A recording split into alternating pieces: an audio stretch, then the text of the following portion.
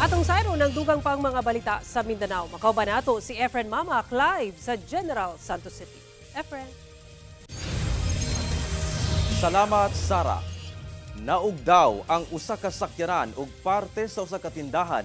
Lakip mga produktong baligya human miulbo ang usa ka sunog sa Valencia City, Bukidnon. Ang sunog gingong gituyo daw sa usa ka individual apan giberipika pa kini sa kabomberuhan. Ani report ni Cyril Chavez. Gilukop na sa bagang aso ug kalayo kining gambalay. Diyang kalit nga miulbo ang sunog sa Purok 1, Barangay Lilingayon, Valencia City, Bukidnon, pasado las 4:30 Miyerkules sa buntag.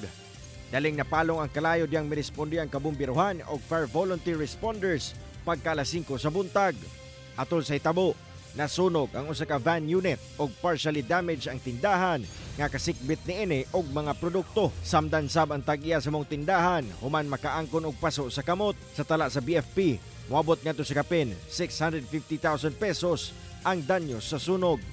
Adunay tanker sa Sumipro mo una na pa-responde dito is doon po sila sir ang kanang Lingayon tapos na may Sumipro dito kailang tanker. Sila yung na naka-responde sir. Pag abot sa area, then itong mga kauban dito po is nag-finishing tapos pag-human, cordon nila sir ang atong parcel para ma-preserve ang atong pakita po na sir. Apan human ang sunog, migawas gilayon ang hungihong nga posibleng tinuyuan kuno ang maong hitabo. Labi pa nga nagsugod kuno sa tubangang bahin sa sakyanan. Ang sunog, among aligasyon, ginaberipika pa sa BFP. Apan dako ang posibilidad nga gikan gyud sa sakyanan nagsugod ang sunog. Apel pa na sa mga imbestigar sa pagkaroon sir kay ganan sir is dili pa na makaingon nga tinayuan. Pero duha ato nang gikuha ang bulog yung po sir. Sige or napagyapon po sa electrical sige po. Kaya ganang orasa man ko sir is medyo hayag ang muna alas 5.